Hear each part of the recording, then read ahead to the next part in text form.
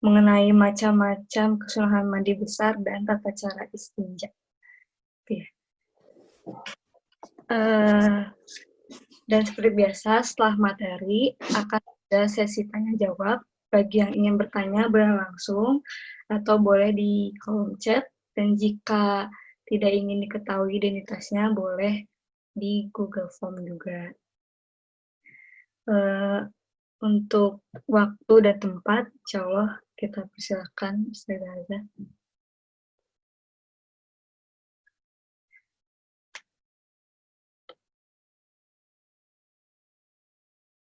Masih di mute. Ya. Assalamualaikum warahmatullahi wabarakatuh. Alhamdulillah kita bisa melanjutkan agenda rutinan kita ya. Semoga apa yang kita pelajari hari ini bisa mendapatkan keridhaan Allah ya. Dengan niat yang tulus kita ingin mempelajari ilmu-ilmu Allah ya, agar menjadi umat Rasulullah yang bisa dibanggakan kelak di yaumil qiyamah. Sebelumnya kita bertawassul dulu ya. Ala hadhihi niyyah wa likulli niyyatin shalihah wa ila hadratin Nabi Muhammadin sallallahu alaihi wasallam wa naqussu khususan khassa ila jamil muallifil kutubil lati ta'allamnaha wa 'allamnaha wa ila jami' masyayikhina wa ila jamil mu'minin wal mu'minat wal mu'minat wal muslimin wal muslimat. Al-Fatihah. A'udzu billahi minasy syaithanir rajim. Bismillahirrahmanirrahim. Alhamdulillahi rabbil alamin. Arrahmanir rahim. Maliki yaumiddin. Iyyaka na'budu wa iyyaka nasta'in. Ihdinas siratal mustaqim. Siratal ladzina an'amta 'alaihim ghairil maghdubi 'alaihim waladdallin. Rabbighfir lana wa liwalidayna amin. Bismillahirrahmanirrahim. Rabbi syrah li sadri wa yassir li amri wahlul 'uqdatam min lisani yafqahu qawli. Kami membahas yang awal kemarin, melanjutkan yang kemarin ya. Masih tentang mandi besar. Kalau kemarin sudah dijelaskan rukun-rukun mandi besar, tuh. Coba biar diulang, kira-kira masih ingat nggak rukun mandi besar yang wajib dalam mandi besar itu apa saja? Sebelum saya lanjutkan. Yang pertama, niat teh. Niat ya. Niat ketika awal basuhan dalam mandi ya. Ketika kita mandi besar, awal basuhannya itu kita niat. Kemudian yang kedua, menghilangkan najis yang ada di badan. Menghilangkan najis yang ada di tubuh kita ya sebelum mandi. Segala sesuatu yang bisa menghalangi sampainya air ke kulit ya. Itu juga ini bukan syarat ya. Kalau syarat tuh ada Islam, tamyiz, nah itu syarat. Kalau rukun itu apa yang kita lakukan di saat mandi.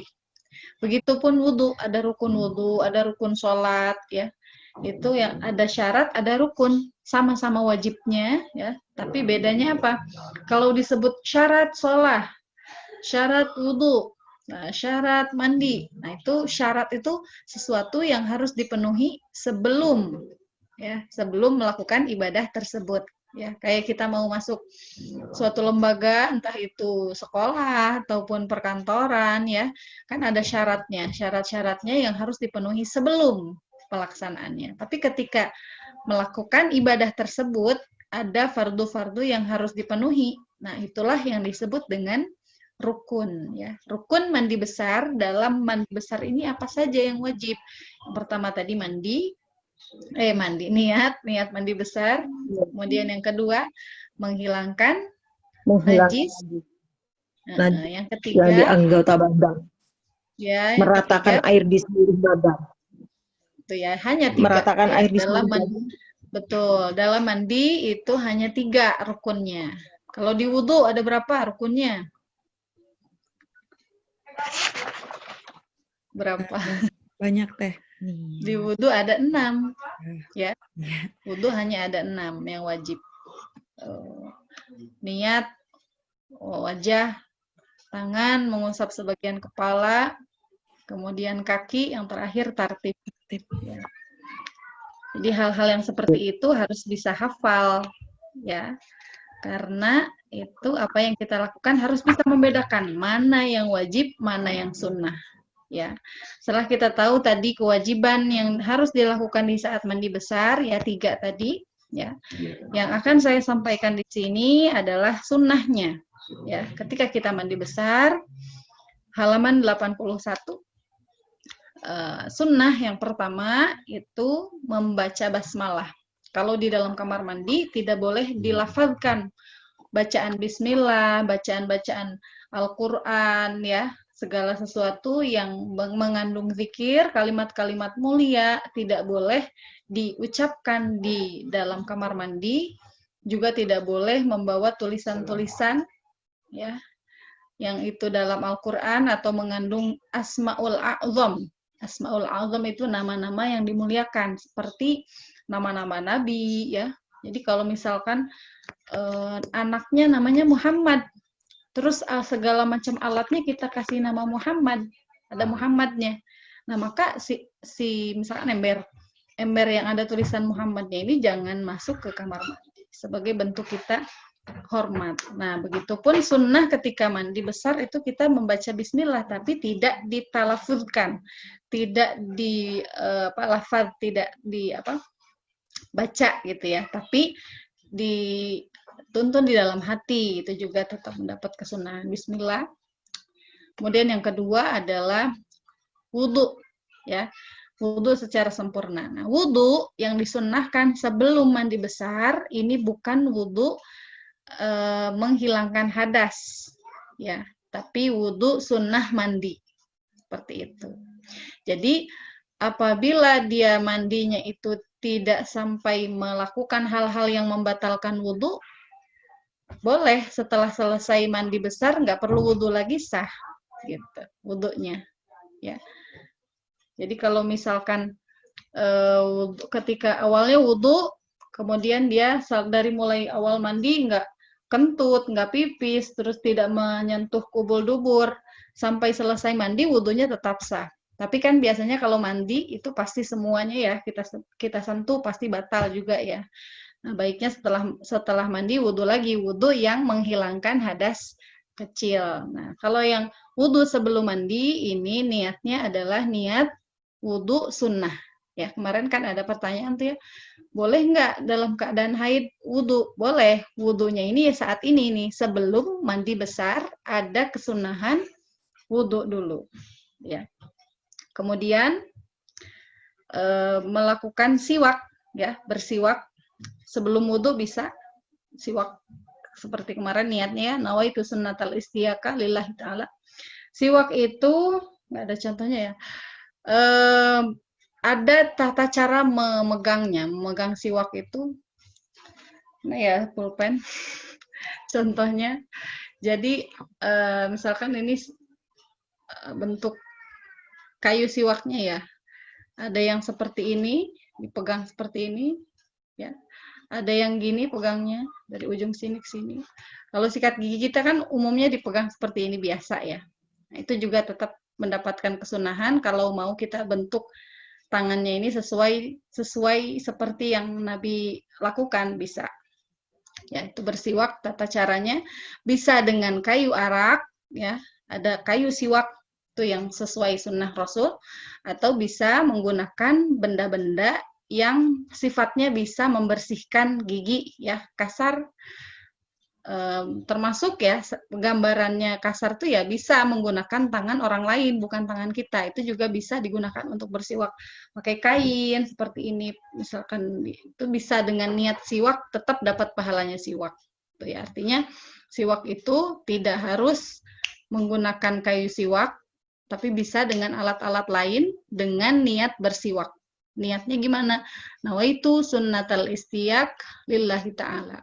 Ya, aku niat melakukan sunnah siwak, ya, siwak sunnah karena Allah. Nah, dengan siwak itu kita dapat pahala seperti pahala-pahala yang dituturkan dalam hadis ya. Ada bedanya ketika kita siwak dengan niat, dengan tanpa niat, sikat gigi biasa, itu jelas jauh bedanya.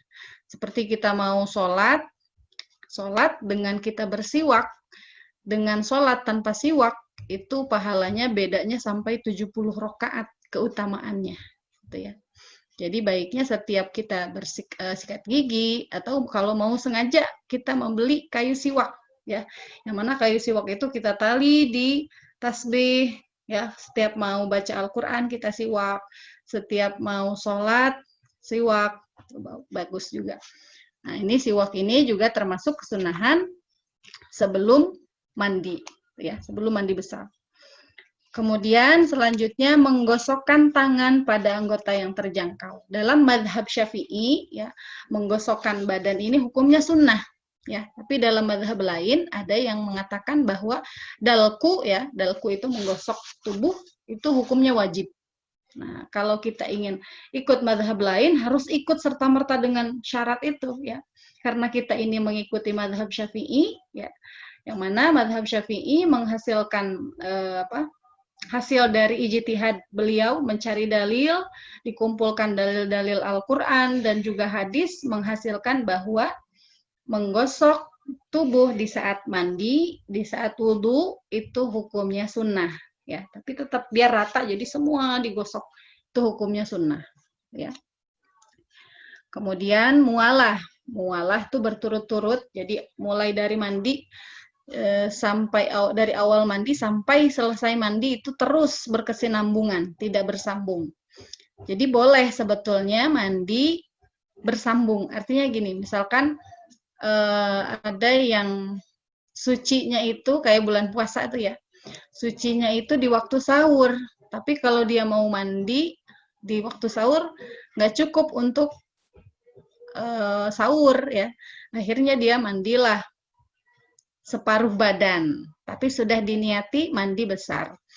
Separuh badan, terus sahur, terus dilanjutkan lagi. Nah, itu sah, tapi tidak melakukan sunnah. Jadi sunnahnya mandi itu berkesinambungan terus, ya, semua anggota selesai dalam satu waktu. Tuh, sunnahnya seperti itu. Tapi kalau mau dipisah waktu, seperti tadi ya, contohnya, di satu waktu, sebelum subuh dia mandi separuh badan, sudah niat mandi besar, kemudian dilanjutkan lagi ketika azan subuh, ya, bisa seperti itu, tetap sah, tapi tidak melakukan sunnah mualah, ya, sebutnya mualah. Mualah itu berkesinambungan dari satu anggota sampai anggota yang lain terus menyambung, tuh ya. Kemudian mendahulukan anggota yang kanan. Jadi dalam mandi, ya, begitupun wudhu itu disunahkan untuk mendahulukan anggota yang kanan dulu. Ya, dalam wudhu juga sunnah. Jadi kalau misalkan kelepasan, aduh, oh malah tangan kiri dulu, gimana nih wudhunya, sah nggak? Tetap sah, tapi tidak melakukan sunnah. Jadi sunnahnya mandi juga dimulai dari anggota yang sebelah kanan. Ya. Kemudian ini kan tata cara mandi yang sunnah ya. Nah, ada lagi dalam kitab Fathul Qorib dijelaskan ada mandi-mandi yang sunnah. Kalau tadi kesunahan yang ada dalam mandi, ya. Kalau ini mandi besar yang disunnahkan. Itu kapan saja, ya. Al-ightisalat al-masnunah sab'ata asyar. Ada 17 macam sunnah mandi besar, ya. Kapan itu? Kalau sunnah mandi besar itu tinggal kita mengganti saja. Kan niatnya nawaitul ghusla ya li raf'il hadatsil akbar fardhan lillahi ta'ala, yaitu untuk yang mandi besar. Kalau yang mandi sunnah ya niatnya hanya nawaitul ghusla sunnatan lillahi ta'ala. Aku niat mandi sunnah karena Allah. Ya, seperti contohnya apa? Yang pertama ghuslul jum'ah. Ghuslul jum'ah yang pertama yaitu mandi karena memuliakan hari Jumat atau karena akan menghadiri sholat Jumat. Ya, jadi ini nggak hanya laki-laki aja ya, semua orang yang mau melakukan sholat Jumat perempuan kan boleh melakukan sholat Jumat ya. Kalau kita mau sholat Jumat boleh. Kalau laki-laki fardu ya. Kalau laki-laki fardu kifayah ya. Kalau fardu ain ya. Sholat Jumat fardu ain bagi laki-laki, tapi kalau bagi perempuan itu boleh sholat Jumat, boleh sholat zuhur kita bagi perempuan ya. Kalau misalkan kita mau melakukan sholat Jumat juga, maka bagi laki-laki, perempuan, siapapun yang akan melakukan sholat Jumat, disunnahkan untuk mandi besar. Kenapa sunnah mandi besar? Karena sholat Jumat itu kan akan berkumpul orang banyak, ya. Maka disunnahkan untuk mandi besar agar orang lain tidak terganggu dengan bau tidak sedap orang yang belum mandi, gitu ya. Jadi sunnah untuk mandi besar bagi orang yang mau menghadiri sholat Jumat. Kalau misalkan nggak mau hadir sholat Jumat, gimana? Itu tetap ada kesunahan memuliakan hari Jumat. Ya. Jadi bagi kita perempuan, walaupun tidak berangkat ke masjid, tapi kita juga tetap bisa melakukan sunnah mandi Jumat ya dengan niatnya ini memuliakan hari Jumat seperti itu ya. Karena hari Jumat ini adalah Sayyidul Ayyam ya, hari kepalanya ya, yang paling utama di antara hari-hari yang lain adalah hari Jumat. Ya. Waktunya kapan? Waktu sunnahnya itu waktuhu minal fajris shadiq. Waktunya sunnah mandinya ini mulai dari terbitnya fajar shadiq. Fajar shadiq itu kapan? Ketika azan subuh hari Jumat itu sudah mulai ada sunnah untuk melakukan mandi Jumat ya. Wa ghuslul aidaini ya. Ghuslul aidain. Sunnah untuk mandi di hari raya, baik itu hari raya Idul Fitri maupun Idul Adha, ya kita sunnah untuk mandi dengan perasaan gembira, ya. Hari Jumat itu juga termasuk hari raya, ya. Jadi dalam satu keterangan bahwa hari Jumat, malam Jumat itu justru lebih utama daripada hari-hari raya, ya. Lebih utama daripada hari raya Idul Fitri, malam Idul Fitri dan malam Idul Adha itu hari Jumat ya. Jadi sunnah mandi juga ya. Wa yadkhulu waktu hadzal ghusli binisfil lail. Kalau malam Idul Fitri, Idul Adha ya, malam hari raya itu boleh mandinya mulai dari tengah malam, nisful lail ya. Mulai dari tengah malam itu sudah dianjurkan untuk mandi, ya mandi besar. Wal istisqa, kemudian ketika istisqa itu apa? Ada yang tahu nggak? Istisqa adalah sholat meminta hujan. Ya. Sholat meminta hujan bagi orang-orang yang sudah lama nggak hujan ya, itu sunnah untuk melakukan sholat istisqa ya. Sebelum pelaksanaan sholat istisqa dianjurkan dulu untuk mandi ya. Wal khusuf wal kusuf, begitupun ketika terjadi gerhana matahari, ketika terjadi gerhana bulan, kita disunnahkan untuk mandi ya. Kalau sunnah ini berarti pahalanya besar. Wal ghuslu min ajli ghuslil mayyit, dan mandi ketika kita memandikan mayit. Misalkan ada keluarga yang meninggal, kemudian kita diminta untuk membantu ya karena masih sanak saudara, atau memang tugasnya di kesehatan memandikan jenazah ya, itu sunnah untuk mandi setelah, tapi ya setelah memandikan mayit itu kita mandi sunnah. Wa ghuslul kafir idza aslam. Nah, ini ketika ada orang yang baru masuk Islam, ya, disunnahkan untuk mandi besar. Bukan wajib ya, disunnahkan untuk mandi besar ketika apa? Illam yajnub fi kufrihi. Ketika memang dia tidak sedang dalam keadaan junub. Gitu ya. Jadi kalau misalkan dia masuk Islamnya dalam keadaan junub, ya, maka mandinya ini jadi wajib. Ya. Jadi bagi misalkan ada perempuan yang sedang haid, kemudian dia ingin masuk Islam, kemudian ditalkin, dituntun baca syahadat, ya. Maka ketika dia sudah masuk Islam, sudah suci, wajib untuk mandi besar, gitu ya. Karena setiap orang yang sudah masuk agama Islam, maka dia sudah terkena hukum fardu sholat, fardu wudhu, ya, wajib bersuci, mandi juga jadi wajib. Ya.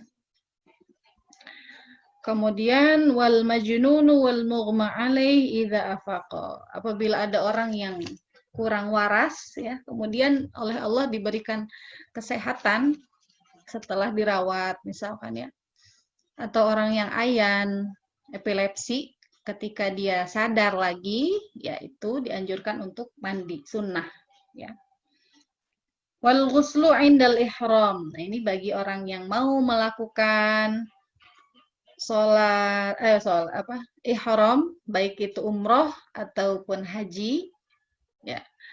Ihram yang disebut dengan ihram itu ya seperti kita juga setiap hari ihram loh, takbiratul ihram, ya. Ihram itu istilah untuk orang-orang yang akan melakukan umroh, ya, ataupun haji, maka disebut dengan muhrim, ya. Maka kalau kita bilang, ih bukan muhrim, iya kita kan nggak sedang haji, bukan muhrim, tapi mahram itu mah, ya. Kalau lawan jenis, ya, yang bukan mahram disebutnya, bukan muhrim, ya. Bahasanya ada keliru sedikit, ya. Ada mahram, ada muhrim, beda, ya. Kalau muhrim itu adalah orang yang sedang ihram. Perlu diluruskan, ya, nanti kalau ada yang belum tahu dikasih tahu bahwa muhrim itu, yang kebanyakan orang Indonesia tahu kan, muhrim itu lawan jenis yang kita kalau sentuhan tuh batal tuh. Ya, muhrim itu orang yang ihram dari haji atau umroh. Nah, ketika mau ihram, ya, itu disunahkan untuk mandi dulu. Mandi karena akan ihram, karena niat mau umroh, ya, maka mandi dulu. Nah, kemudian wal ghuslu lidukhulil Makkah. Begitupun ketika pertama kali masuk ke Mekah, ya. Pertama kali masuk Mekah, ya, kita dianjurkan untuk mandi. Mau persiapan mau ke Mekah nih, mau ke Haram, udah datang pertama kan nggak langsung ke Mekah, pasti ke hotelnya dulu, ya. Istirahat. Setelah istirahat kita mau ke Mekah, menuju ke Mekah sebelumnya kita mandi dulu, mandi sunnah, ya, mandi sunnah karena akan melihat Ka'bah, karena akan memasuki kota Mekah, gitu, ya. Sunnah untuk mandi. Walil wuqufi bi Arafah. Begitupun ketika pelaksanaan wukuf di Arafah. Wukuf ini khusus haji, ya. Dalam umroh tidak ada wukuf, ya. Jadi tanah Arafah itu penuhnya hanya pada waktu haji. Kalau waktu umroh kosong, ya. Bagi orang yang mau wukuf di Arafah, berdiam diri di Arafah pada tanggal berapa Arafah? Tanggal 9 Zulhijjah, ya, sebentar lagi mau Zulhijjah. Hajinya masih dibatasi ini, belum bisa dari luar Saudi, ya. Masih bisa yang hanya di Saudi aja yang berangkat haji.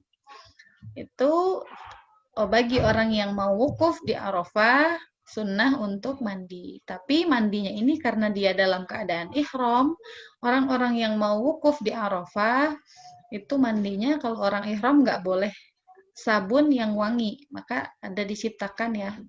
Orang-orang tuh sekarang bikin produk-produk khusus haji, khusus umroh, gitu, ya. Karena dalam pelaksanaan orang yang sedang ihram itu nggak boleh pakai wewangian. Tapi kalau sebelum ihram dia pakai wewangian boleh.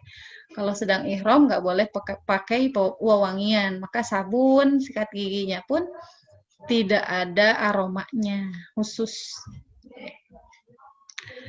Wal ghuslu lil mabit lit tawaf, ya. Dalam pelaksanaan haji banyak sunnah-sunnah mandi, ya. Ini seperti itu. Selanjutnya sambil saya melanjutkan lagi, ada yang mau ditanyakan dulu atau mau langsung bahas istinja?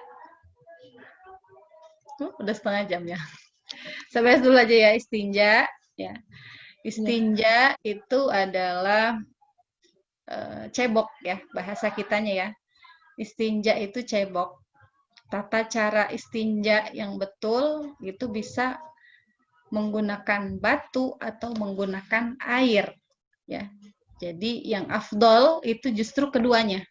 Bisa pakai batu atau sesuatu yang bimaknahu, sesuatu yang sekarakter dengan batu. Ya, sekarakter dengan batu dalam hal apa? Dalam hal dia bisa mengangkat kotoran ya. Kemudian teksturnya ini kasar, bendanya ya, kasar, bisa mengangkat. Keras sifatnya dan bukan benda yang dimuliakan. Ya, contohnya seperti apa? Tisu, kain ya. Tisu itu banyak digunakan sekarang ya. Nah, itulah yang disebut dengan istinja. Jadi istinja ini ya. Istinja secara bahasa itu apa? Mengusap sesuatu atau membasuhnya. Ya, jadi menghilangkan, memutus kotoran gitu ya. Jadi kalau dalam segi bahasa. Kalau dalam segi syariat, istinja itu apa? Izalatul kharij minal farji anil farji bima'in au hajarin bisyartihil ati. Ya. Izalatul kharij, membersihkan, menghilangkan sesuatu yang keluar dari farji. Ya. Agar farji ini sesuatu yang lubang. Ya, jadi farji itu bukan hanya secara umum ya. Farji itu lubang yang baik itu kubul, dubur ataupun zakar. Ya, itu kalimat farji secara umum. Ya, tapi kalau khususnya farji itu kan kemaluan wanita ya, yang kebanyakan orang tahu. Nah, ini maksudnya istinja itu membersihkan anggota farji, baik itu kubul milik laki-laki, hasyafah ya, hasyafatul zakar. Hasyafah itu helmnya laki-laki ya, yang ada di kelamin laki-laki, atau farji ya, kelamin wanita, ataupun anus bagian belakang ya. Jadi harus dihilangkan dengan cara menggunakan air ataupun menggunakan batu. Jadi yang utama itu baiknya dielap dulu, kemudian dibasuh. Itu yang afdal ya. Jadi istinja yang afdal diangkat dulu. Kalau sekarang bisa pakai batu atau sesuatu yang sekarakter dengan batu. Jadi dilap dulu dengan tisu ya, baru dibasuh dengan air ya. Nah, ini cirinya sudah suci itu gimana? Ya, zawalun najasah ya.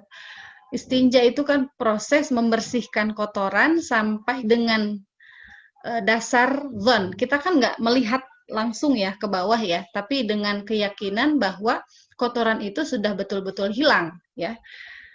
Ya, zuhurul khusyunah ba'dan nu'umah ya.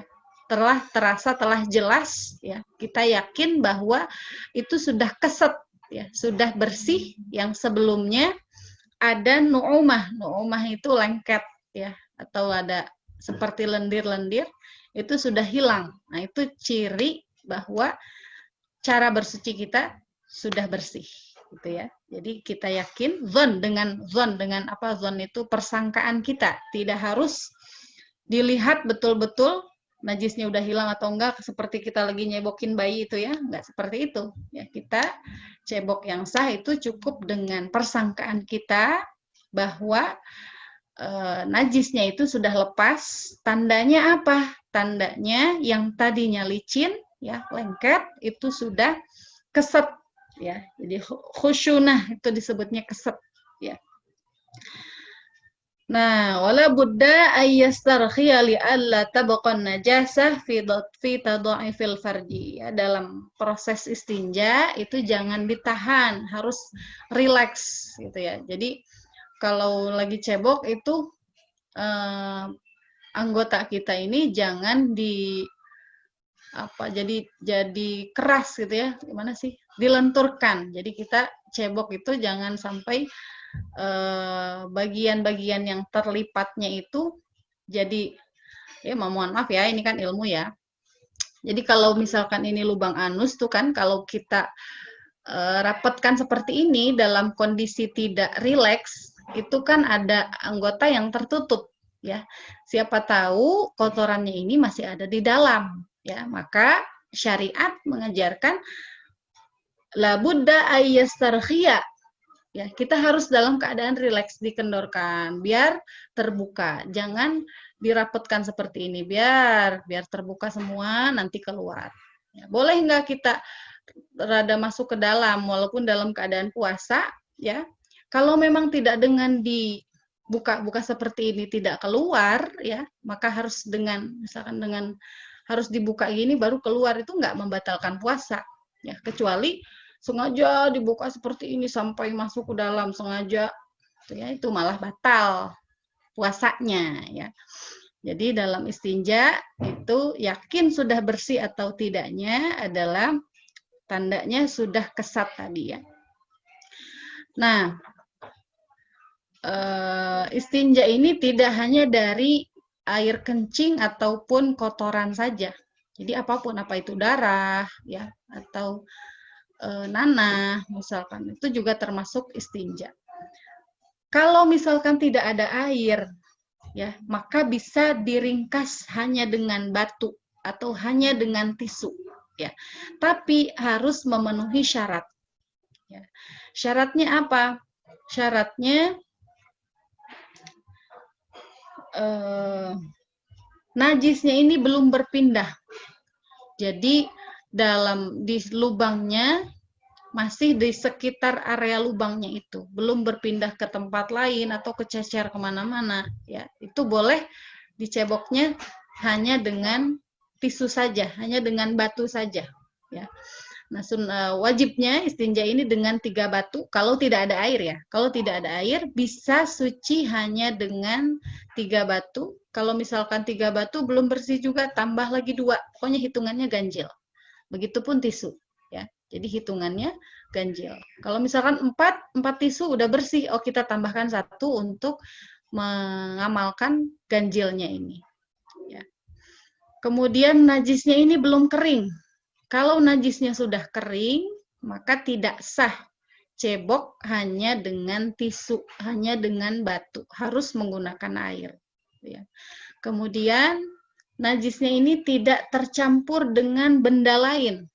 Kayak di kloset tuh, ya, kalau BAB itu biasanya kan ada air yang ketika masuk tuh kan ada cipratan air yang ke atas, ya. Kalau misalkan cipratan air itu mengenai area anus atau kelamin, ya, maka kita tidak sah istinja hanya menggunakan batu atau tisu, harus menggunakan air, ya. Kemudian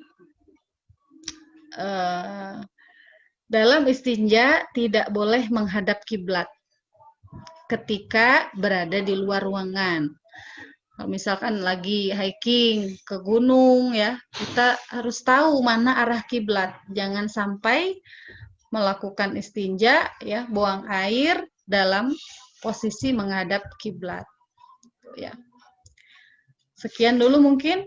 Ini masih panjang atau bersambung dulu, silakan. Ada yang mau ditanyakan? Silakan, bagi yang punya pertanyaan boleh ditanyakan langsung ke Ustazah Hada atau di kolom chat. Assalamualaikum, saya mau bertanya.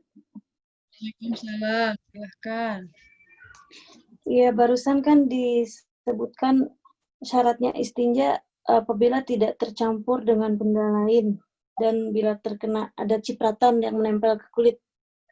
Nah, kalau di sini kan di sini kan di toilet umum itu tidak disediakan air, hanya disediakan tisu saja untuk membersihkan itu.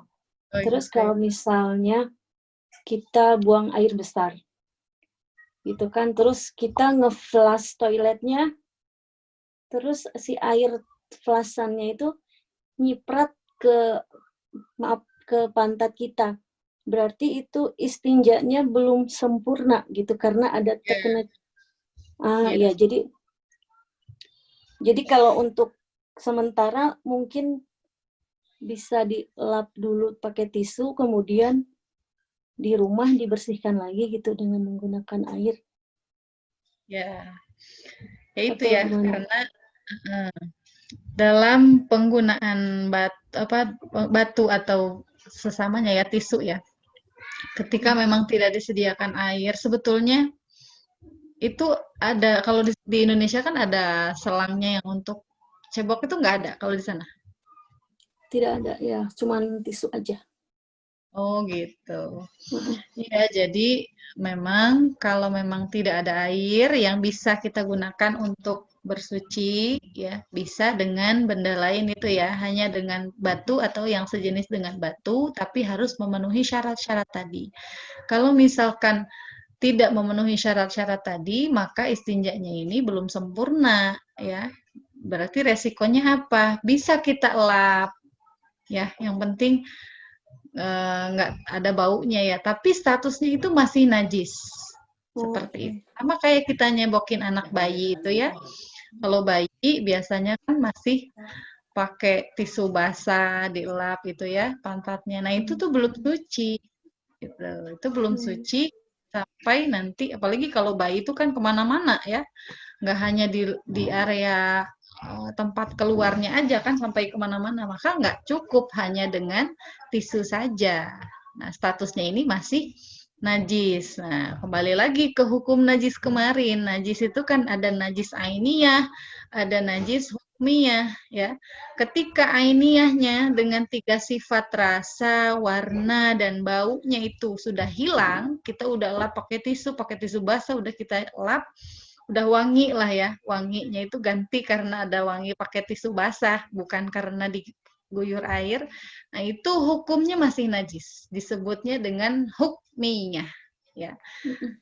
Tinggal dilihat karena kotoran manusia, baik itu air kencing ataupun kotoran, ya itu adalah najisnya najis mutawassito, ya. Maka cara mensucikannya adalah dengan dialirkan air. Jadi sudah Dialirkan. sampai di rumah nanti dibasuh baru bisa suci. Seperti itu. Kalau misalkan mau sholat gimana? Kalau mau sholat, sedangkan kita bingung mau ceboknya di mana, kita bisa sholat dalam keadaan lihurmatil wakti.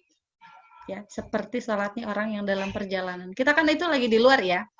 Jadi bagi orang yang di dalam perjalanan, ya seperti kita naik pesawat, naik kereta yang lama perjalanannya dan itu kalau kita nggak sholat, pasti kita akan meninggalkan sholat itu. Maka sholatnya adalah dengan lihurmatil wakti. Hormat waktu itu seperti orang yang tidak menemukan air ataupun debu untuk bersuci. Ya. Jadi tata cara sholatnya gimana? Kita sholat kalau bisa mampunya.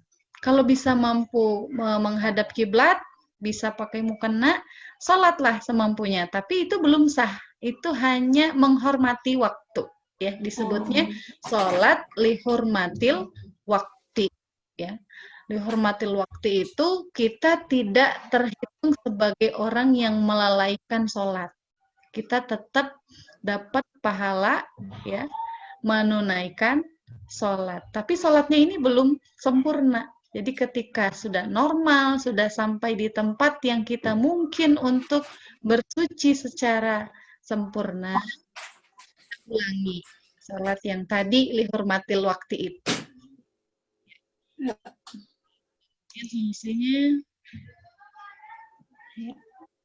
Gimana? Terima kasih, sudah jelas. Ya, sama-sama. Yang lain mungkin. Teh.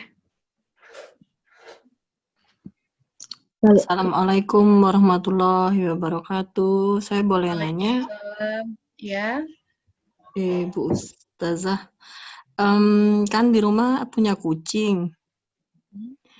Terus kucingnya itu punya WC di kamar mandi. Kalau jadi kalau Hebat ya bisa ke kamar mandi.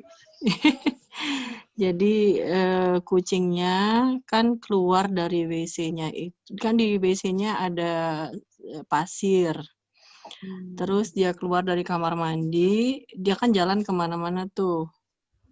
Kita nggak tahu pasti itu apa kakinya kering dari kotoran dia atau enggak.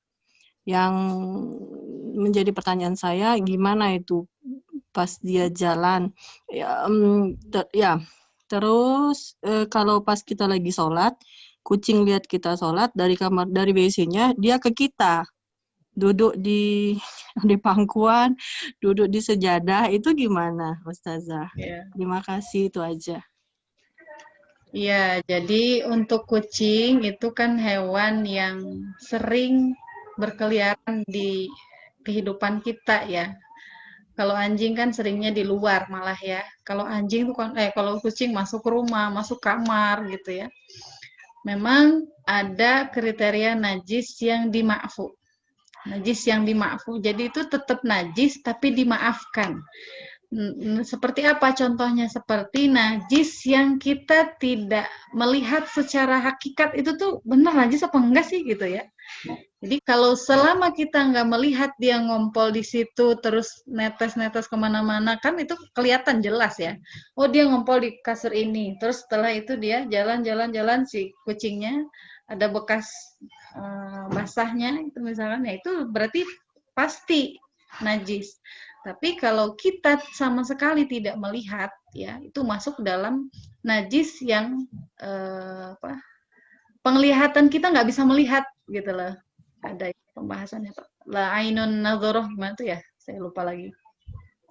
Jadi dalam si najisnya itu secara kasat mata kita ya nggak akan terlihat kecuali kalau emang kita betul-betul ngikutin si kucingnya itu dan kita yakin, oh ini nih bekasnya nih, jalannya nih, nah itu berarti najis. Tapi kalau selama tidak ada bekasnya, itu najis yang dimakfu. Memang kucing kan nggak mungkin cebok ya. Dan kalau memang yakin, baru dia nih, karena ada tempatnya dia itu ya, ceritanya tadi kan ada tempatnya dia buang air, terus keluar dan menghampiri kita, ya itu sudah jelas kita bawa najis ya. Karena pasti kucing itu kalau habis buang air, nggak langsung bersih ya, si pantatnya ini pasti masih ada sisa-sisanya ya, karena dia kan nggak basuh sama sekali seperti itu. Jadi kalau mau sholat baiknya kita ngumpet dari sesuatu yang menyebabkan sholat kita batal. Tuh, entah itu anak kecil yang masih pakai pampers atau yang belum disunat ataupun kucing gitu ya. Jadi kita punya ruangan khusus, tutup dulu nih kita mau sholat biar lebih terjaga. Seperti itu mungkin jawabannya ya. Terima kasih, sudah jelas. Ya. Assalamualaikum warahmatullahi wabarakatuh. Azza mau nanya. Ya. Kan tadi kalau di wudu itu kan tertib termasuk dalam rukun ya Teh. Nah. Kalau di mandi kan enggak. Berarti boleh dong kalau kita baca niatnya di akhir atau enggak berurutan? Niatnya, niat apa? Niat mandi di akhir? Iya, atau kan itu ada 3 gitu rukunnya. Kayak diacak-acak gitu Teh.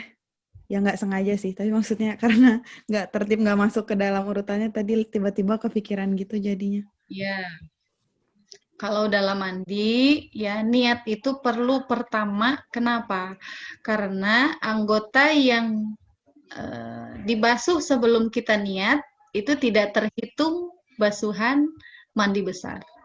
Ya, jadi ketika kita mandi, kemudian kita lupa niat, kita udah basuh nih semua badan, kita belum terhitung menghilangkan hadas besar. Ya, jadi terhitung hilang hadas besar itu kapan? Ketika niat sudah kita ucapkan. Kalau kita udah basuh separuh nih, misalkan pas waktu cebok kita udah cebok seperti biasa, tapi belum niat, berarti anggota yang di bawah tadi belum terbasuh dalam mandi besar, walaupun kita sudah bersihkan. Tuh, ya. Jadi baik kalau mau niat di awal ketika pas waktu awal mandi, kita wudhu, kemudian pipis, cebok, langsung kita niat di situ bisa. Tuh, ya. Itu resikonya kalau lupa niat di akhir atau mengakhirkannya. Kenapa kok niat nggak boleh di akhir? Ya itu ketika ada anggota yang dibasuh sebelum niat, maka itu tidak terhitung ya basuhan yang dilakukan dalam mandi besar. Kalau itu kalau lupa gitu ya Teh ya, kan niat lagi misalnya, Habis itu Ya. ngulang lagi teh dari awal. Iya, itu lagi. Oh. Ya, gitu. Makanya kenapa kok niat dalam mandi tidak ada tertib ya? Memang dalam mandi nggak ada tertib, tapi konsekuensinya apabila dia lupa niat, ada basuhan yang sudah ada di buku itu halaman berapa ya? Jika basuhan apa namanya? Basuhannya itu dilakukan sebelum niat, maka harus diulangi lagi. Gitu. Oke teh, tapi nggak mesti Jadi sabunan lagi teh. sunnahnya kalau ulama tuh ada yang melakukan niat tuh terus aja dibaca terus niat tuh. Kayak jadi wirid. Jadi setiap basuh niat lagi, setiap basuh niat lagi gitu. Oh, biar lebih hati. Mengantisipasi kalau dia lupa gitu. Tapi sebetulnya niat cukup 1 kali. Ya, makasih banyak teh. Ya.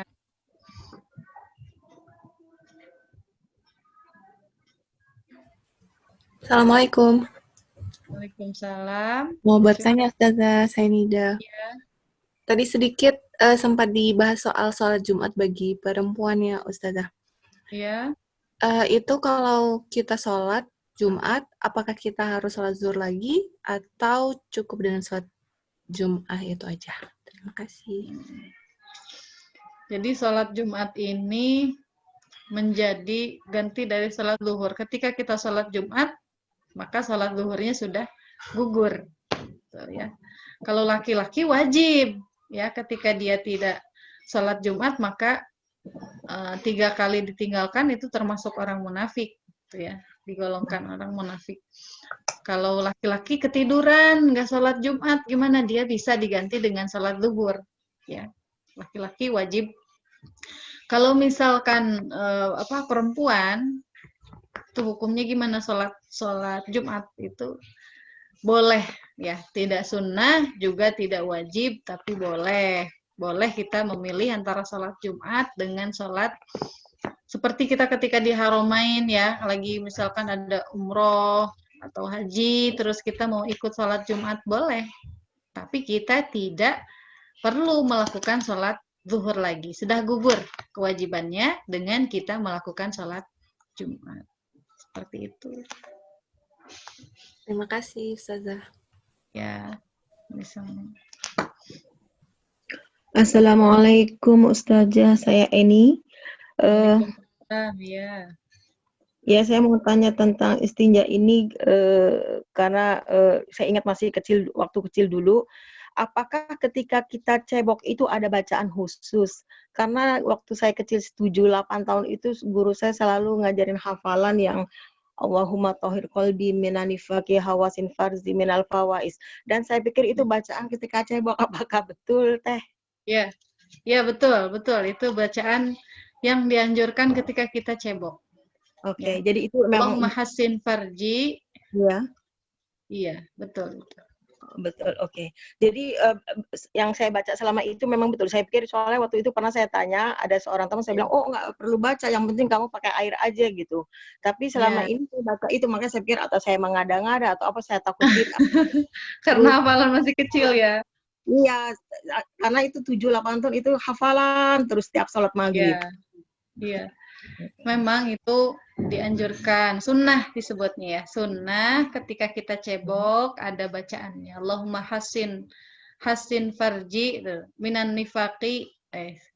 Saya jadi lupa. Saya juga biasa baca seperti itu. Ya, jadi ketika cebok itu dianjurkan kita baca doanya itu doa. Nanti saya kutipkan sekalian ya.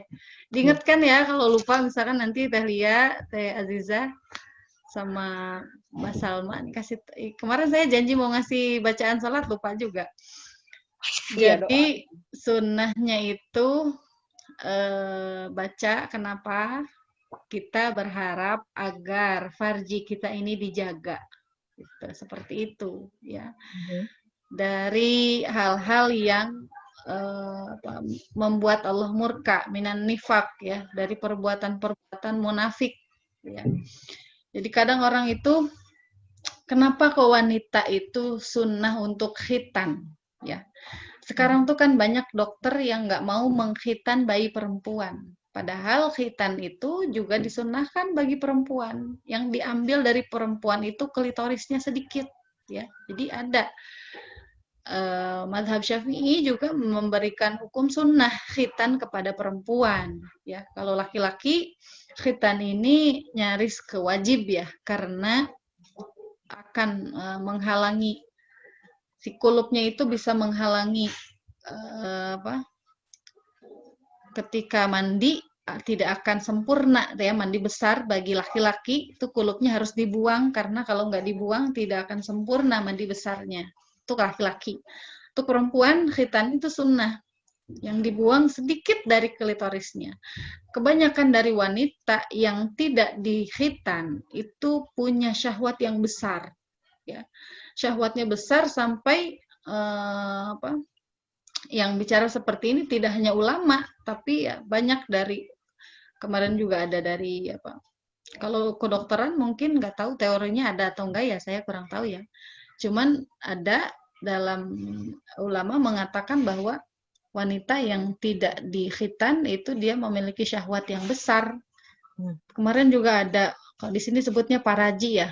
Paraji itu kayak dukun anak tuh ya, yang biasa menangani lahiran zaman dulu tuh ya. Tuh mengatakan bayi yang nggak disunat itu, bayi perempuan yang nggak disunat itu, kebanyakan dia tidak bisa mengatur syahwatnya sendiri, sampai dia pun jadi sering masturbasi gitu ya, meluapkan syahwatnya sendiri. Nah, itu fungsi dari doa itu. Kenapa kita dalam cebok itu dianjurkan untuk doa, baik laki-laki atau perempuan, kita doa agar farji kita ini dijaga oleh Allah ya. Namanya nafsu syahwat itu kan rahmat dari Allah ya. Apabila difungsikan sesuai dengan jalannya itu akan mendapat rahmat Allah, tapi kalau tidak diluapkan sesuai jalannya ya, kalau orang berhubungan suami istri itu kan pahalanya besar seperti pahala jihad ya. Tapi kalau orang masturbasi, onani, kemudian zina itu kan dosa besar. Walaupun dia tidak berhubungan dengan orang lain, tapi dia masturbasi, onani, itu termasuk zina. Zina tangan, ya, zina farji, gitu ya. Zina mata kalau dia bisa sambil nonton misalkan ya. Naudzubillah min dzalik ya. Itulah fungsi dari doa tadi. Jadi ketika kita cebok, ya, ketika kita istinja, disunnahkan untuk membaca doa tersebut agar farji kita ini dijaga oleh Allah. Ya, karena kan seperti itu tuh dorongan dari setan ya. Namanya manusia tuh punya syahwat semua, manusia punya syahwat ya. Siapa yang bisa mengatur syahwatnya ya orang yang minta kepada Allah agar syahwatnya itu dijaga. Tuh fungsi doa itu ya. Nanti diingatkan ya, saya kirim nanti doanya insya Allah. Terima kasih, Teh. Sami. Ada lagi terakhir mungkin, kalau sudah tidak ada.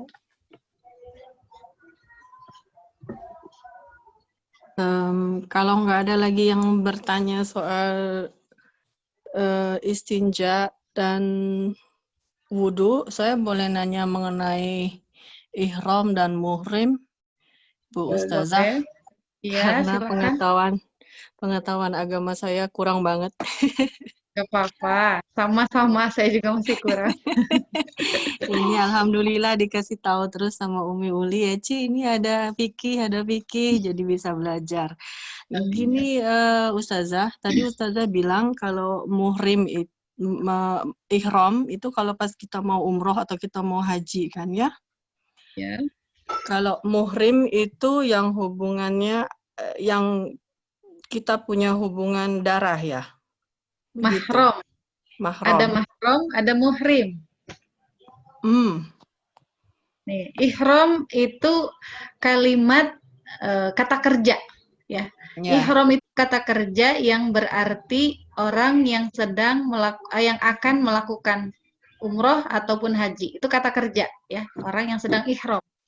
Kalau orangnya ya, pelakunya itu disebut muhrim. Bisa dipahami nggak? Iya. Pertanyaannya? Kalau mahram? Kalau mahram itu asal katanya dari haruma. Haruma itu orang yang haram dinikah. Orang Oh, yang oke. memiliki hubungan darah dengan kita, ya, Oke. maka disebut mahram. Arti dari mahram itu apa? Orang yang haram dinikah. Tuh, Oh, adik, mahram dan muhrim itu berbeda ya? ya, Oh, tuh, ya. oke. Beda huruf, beda harokat, beda arti, ya. Oh, Jadi ya. kalau muhrim itu adalah pelaku ihram.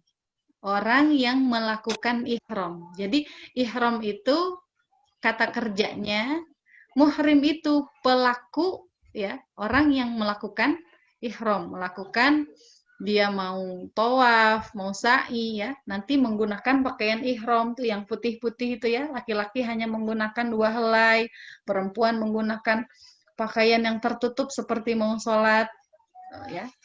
Itu orang yang ihram, disebutnya muhrim, artinya orang yang sedang ihram di tanah haram. Tapi kalau mahram, mahram itu apa? Mahram adalah orang yang haram dinikah. Kenapa? Karena masih satu darah dengan kita. Siapa? Bapak, ya, ayah, anak, saudara kandung, kemudian kakek, keponakan, paman yang langsung adiknya ibu atau adiknya bapak. Ya, jadi bukan dari hasil pernikahan. Misalkan ibu kita punya adik laki-laki. Nah, itu paman asli kita. Itu sedarah dengan kita, disebut dengan mahram. Ya, tidak boleh kita menikah dengan orang yang berdarah sedarah, mahram. Ya. Nah, maka suami itu bukan mahram. Ya, banyak salah paham. Nanti kita jadi mahram ya, misalkan seperti itu. Salah ya. Kalau suami itu kekasih halal yang tadinya nggak boleh bersentuhan, ketika sudah akad nikah halal, boleh bersentuhan, boleh apapun. Tuh ya. Jadi suami bukan mahram, malah ya salah kalau disebut suami mahram. Bisa Jadi dipahami? suami itu orang lain yang menjadi muhrim. Bukan. Jangan disebut muhrim ya. Orang Jadi lain yang mahram. halal untuk kita. Iya, iya, iya, Iya. iya, iya. Kan suami itu kan bisa menikah dengan kita. Iya, iya, Sedangkan iya. arti dari mahram itu kan nggak boleh dinikah. Orang yang haram dinikah. Itu ya, bisa dipahami ya? Iya, bisa. Yang saya mau tanyakan itu, jadi sekarang saya jelas artinya antara muhrim dan mahram, karena betul seperti yang Ustazah katakan banyak orang Salah ya. berpikir salah, betul. Termasuk saya juga baru tahu. Jadi pernah saya ngobrol sama temen yang dari Pakistan. Waktu itu dia tanya, kalian kalau umroh gimana sama. Waktu itu kita nggak ngomong masalah mahram dan muhrim, kita berpikirnya itu satu. Jadi katanya harus bawa muhrim. Saya bilang kalau kita dari Bremen biasanya pergi itu tidak selalu dengan mahram, tapi kita harus mencari muhrim untuk kita boleh pergi ke umroh atau ke haji. Jadi kita yang pergi dari rumah ini katakan sendiri. Jadi kita harus mencari siapa yang kita anggap muhrim, baru kita bisa pergi. Nah, kalau di dalam rombongan kita mau pergi itu ada satu laki-laki, kita bermuhrim dengan beliau. Maka kita boleh dapat izin untuk ke Tanah Suci, begitu Ustazah. Nah, itu tuh begini ya. Itu tuh peraturan dari negara Saudi, yang mana Saudi ini kan negara Islam ya. Jadi dalam hukum Islam, wanita itu nggak boleh keluar sendirian, harus dengan orang yang mahram disebutnya ya, bukan muhrim ya. Harus dengan keluarganya, entah itu adik, ayah, ya, paman, ataupun anak. Tuh, dalam syariat Islam ya, yang diterapkan sebagai hukum negara oleh Saudi, karena Saudi ini negara Islam ya. Jadi wanita yang tidak keluar sendirian itu nggak boleh masuk Saudi. Tuh. maka harus ada mahramnya. Nah, sama di Indonesia pun seperti itu. Kalau mau ihram, kalau mau umroh harus dengan siapa nih saudaranya, yang haji juga seperti itu. Dengan siapa nih? Tuh. Jadi biasanya kalau di sini dengan sesama wanita, ini kakaknya, ini. Tuh, seperti itu. Itu hanya memenuhi syarat dari negara tersebut gitu ya. Kalaupun kita rombongan itu tetap boleh sebetulnya dalam syariat Islam. Cuman memang dari Saudi itu memang aturannya ketat ya, harus ada orang yang sedarah yang mendampingi wanita, nggak boleh wanita sendiri. Tuh, seperti itu. Iya. Terus saya coba jelaskan sama yang bertanya, saya bilang kita tidak semua membawa mahram ke sana. Jadi kita di dalam satu rombongan kita mencari laki-laki yang kita anggap menjadi muhrim. Begitu. Terus Biasanya gini sih, kalau di Indonesia ya, rombongannya itu misalkan saya sama suami saya misalkan ya. Saya sama suami saya itu kan bisa dianggap menjadi tanggung jawab saya gitu ya, halal gitu ya. Nah, rombongan yang lain itu bisa numpang mahram sama saya, gitu. Paham nggak? Maksudnya bukan mahram, suami ini bukan mahram, tapi orang yang halal dengan kita, dengan wanita kita. Atau saya misalkan dengan adik saya, misalkan ya. Saya dengan adik saya itu kan mahram. Nah, rombongan yang lain ini numpang mahram karena saya bawa adik saya ini. Seperti itu biasanya. ya, jadi itu Ya. boleh ya, Ustazah. Itu syarat dari hukum kenegaraannya sih di sana. Iya, karena saya dibilang begini sama teman itu katanya, jadi kamu keluar tidak sama mahrammu, kamu haji, kalian umroh, kalian pergi ke tanah suci, tapi kalian berbohong katanya, karena itu bukan mahram kalian. Saya bilang loh, kalau kita berbohong pasti semua orang nggak boleh pergi, itu nggak berbohong kalau menurut kami. Saya bilang begitu. Ya, itu sebetulnya prosedur rombongan sih. Kalau kita rombongan nggak apa-apa. Rombongan orang, jadi kalau karena negara Arab ya, kalau di Indonesia kan udah lumrah banget ya, orang keluar wanita sendiri itu ya. Memang baiknya wanita keluar jangan sendiri, seperti itu hikmahnya seperti itu. Tapi kalau rombongan, wanita bareng dalam satu rombongan, kita bareng ada 3 wanita, itu boleh secara syariat. Jadi Oke. nggak. Iya, saya udah jelas. Udah jelas berarti itu boleh. Dan terus dengan orang yang kita mahramkan, itu hubungannya gimana? Ya, itu Misalnya bukan saya mahram, ya, batal iya, wudunya tutup. iya. Tapi maksudnya itu nggak ada ikatan apa-apa setelah itu. Maksudnya kita jadi saudara atau kita menjadi enggak ya? Jadi ada satu ikatan yang menjadikan mahram itu adalah pernikahan. Seperti selain darah ya, selain hubungan darah itu ada ikatan yang menjadikan mahram adalah pernikahan. Kita dengan mertua adalah mahram. Kita tidak batal wudunya dengan mertua. Kemudian ada lagi kalau mertua itu disebutnya musyaharah. Ada lagi rodok. Ya, rodok itu keluarga yang disusukan. Ya, jadi ada anak bayi yang disusukan dengan bayi orang lain ya, maka dia menjadi saudara walaupun tidak saudara. Dia menjadi mahram. Mahram secara rodok. Rodok itu satu sesusuan gitu ya. Saudara sesusuan. Maka semuanya, ayahnya, ibunya, adik-adiknya itu satu keluarga dia, sesusuan itu, bukan sedarah dari lahirnya, bukan. Hanya itu ya. Selain itu tidak ada orang lain yang menjadi hubungan saudara dengan kita. Nggak ada. Iya, oke. Terima kasih Ustazah udah jelas. Ya. Makasih. Assalamualaikum. Ya, sama-sama. Halo, Punten mau bertanya sedikit lagi. Ya. Ya, kalau misalnya kan nggak gini. Untuk memilih seorang mahram itu harus yang sedarah berarti ya. Maksudnya yang boleh suami atau keluarga begitu. yang Ya. laki-laki. Nah, kalau misalnya kita dari sini mau berangkat umroh, kita ada 3 orang perempuan, berarti harus mencari mahram untuk bisa berangkat umroh gitu. Ya. Ya. Jadi gini, Dan mahramnya harus yang ada ikatan dengan 3 orang perempuan ini. salah satu ya. Salah satunya, iya, salah satunya.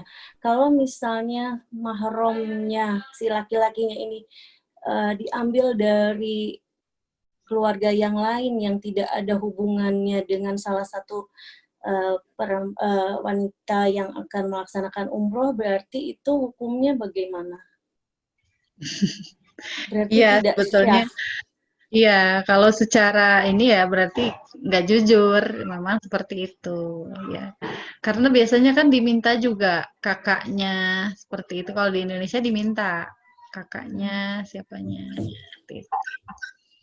Kalau di Indonesia, karena yang berangkat itu rombongan, ada KBIH, maka diperbolehkan, tuh ya. Karena yang berangkat itu rombongan, ya, maka diperbolehkan seperti itu. Nah, kenapa kok Saudi ketat ya? Karena selain dari negara Indonesia, itu banyak yang mereka pergi dengan inisiatif sendiri, tidak melalui travel, tidak melalui KBIH, ya, maksudnya kumpulan untuk ibadah haji ya. Kalau di Indonesia kan berangkat haji harus melalui KBIH, ya. Walaupun itu berupa ONH plus, itu pun lewat travel, nggak bisa langsung pribadi saya berangkat ke sana mau haji, itu kan nggak bisa seperti itu kan. Haji kan ada prosedur daftarnya ke pemerintah Saudinya tuh.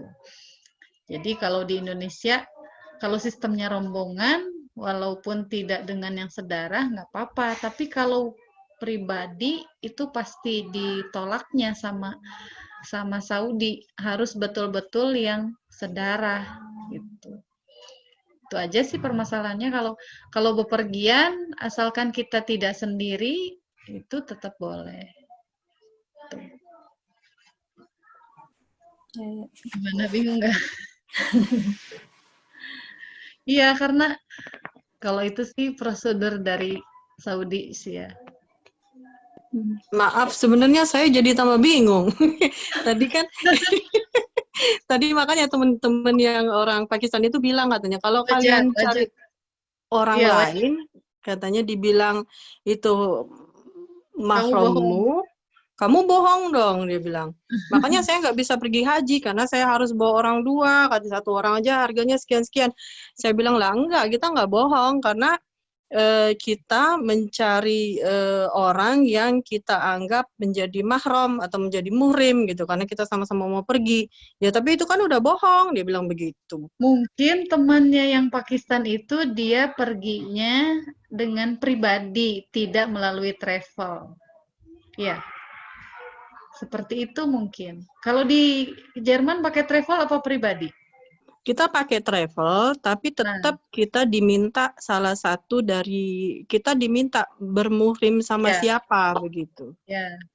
Yang jadi susah kalau di rombongan kita nggak ada yang laki-laki. Ya. Kan kita harus cari Maaf, muhrim boleh yang... saya nambahi sesuai dengan pengalaman? Ya. Oh, boleh, silakan. Silakan. Yang saya alami sampai umur 45 tahun kita tidak butuh mahram, tapi kalau di atas 45 itu kita maksudnya kalau di bawah 45 kita butuh mahram, tapi kalau kita di atas 45 kita nggak butuh mahram. Gitu yang saya alami. Oh iya, jadi mungkin seperti itu. Ya gini. Jadi kenapa yang usianya kalau dikaitkan dengan syariatnya ya, kenapa yang usianya di bawah 45 itu butuh mahram? Ya, karena bikaroh, wanita-wanita yang masih perawan, wanita-wanita yang masih muda, itu memiliki potensi besar untuk menimbulkan fitnah. Ya, menimbulkan fitnah dalam segi apa? Kalau dia berangkat tanpa mahram, sedangkan dia wanita yang masih muda, masih segar, cantik, ya, dengan tanpa mahram itu akan membahayakan bagi dia. Gitu.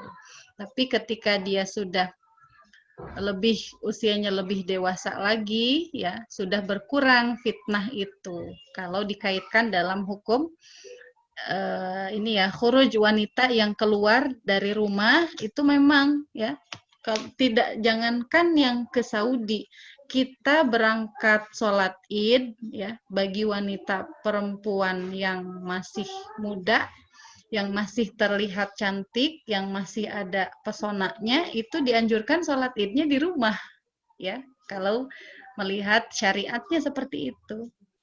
Jadi yang dianjurkan sholat Id ke masjid itu justru yang sudah dewasa-dewasa, yang sudah sepuh-sepuh, karena sedikit fitnahnya. Nah, itulah yang diterapkan oleh Saudi. Karena Saudi ini negara Islam, jadi betul-betul diterapkan Islam. Boleh ke Saudi yang muda-muda asalkan dengan mahram, itu sesuai dengan syariatnya seperti itu. Sedangkan kalau di negara lain gimana ya? Itu kembali ke kita masing-masing. Apakah kita ini bisa menjaga fitnah? Apakah diri kita ini bisa menjaga agar orang lain tidak mengganggu kita, tidak menimbulkan fitnah untuk orang lain, ya? Karena wanita itu memang kenapa harus dijaga? Karena dia akan menimbulkan fitnah. Ada setan yang diciptakan, dia itu hidupnya di belakang pantat wanita. Gitu ya. Kenapa kita sekarang banyak jilbab-jilbab yang tertutup di area pantat, ya?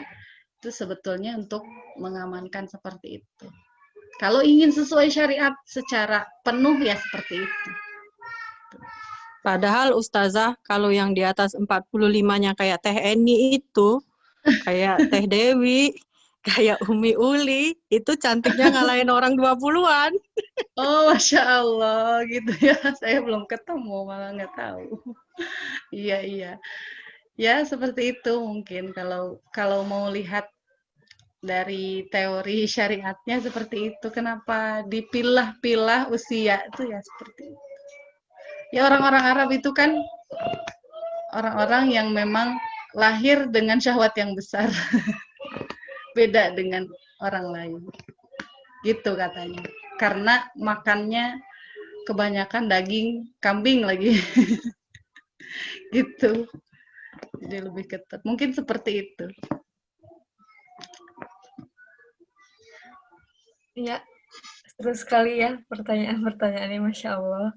Bisanya sudah sejam lalu, tidak terasa. Iya. Nah, mungkin mau ada pengumuman dulu sedikit dari Yulia. Silakan. Silakan, Assalamualaikum warahmatullahi wabarakatuh. Seperti yang mungkin beberapa dari kita sudah tahu, insya Allah minggu depan hari Sabtu kita ada kajian lain bersama para habib. Bagaimana kalau seandainya harinya kita ganti Teh ke hari Minggu gitu Teh? Boleh, insya Allah, insya Allah.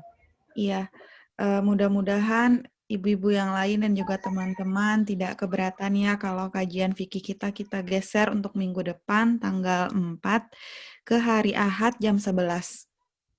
Ya, silahkan, insya Allah. Saya boleh request nggak kalau misalkan ngajinya videonya dibuka aja semua, jadi saya juga serasa ya. Biar nggak kayak sendiri banget ya Teh ya. Iya gitu. Iya boleh. Iya nggak apa-apa, maksudnya kan jadi lebih santai gitu. Iya, oke Teh, boleh jadi kayak kuliah ya. Ya. Kuliah online belajar gitu, bersama aja, bukan kuliah. Ya insya Allah berarti mulai minggu depan ya Teh ya. Siap Teh, makasih banyak Teh Azah. Sami. Saya kembalikan lagi ke moderator Mbak Sa. Ya, terima kasih juga infonya. Mungkin boleh tolong dipimpin doa dulu Teh Azah sebelum kita mengakhiri kajian ini.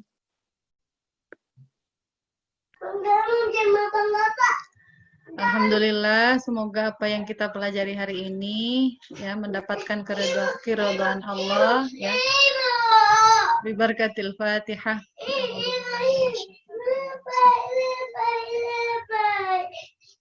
Kurang lebihnya mohon maaf. Assalamualaikum warahmatullahi wabarakatuh. Waalaikumsalam warahmatullahi wabarakatuh. Ya, terima kasih semuanya. Insya Allah minggu depan kita ketemu lagi tanggal 12 Juli ya. Jamnya sama seperti ini. Iya, yang tanggal 4 Juli insya Allah hari Ahadnya. 12. Minggu depan nggak salah. Iya, astagfirullah. Iya, benar, astagfirullah. Salah, sorry. Ya, oke, kalau gitu mohon maaf apabila ada kesalahan. Sebelum ditutup mari kita mengucapkan doa kafaratul majlis. Subhanallah wa bihamdik. Asyhadu an la ilaha illa anta astaghfiruka wa atubu ilaik. Terima kasih. Assalamualaikum warahmatullahi wabarakatuh. Waalaikumsalam warahmatullahi wabarakatuh. Ya, terima kasih semuanya.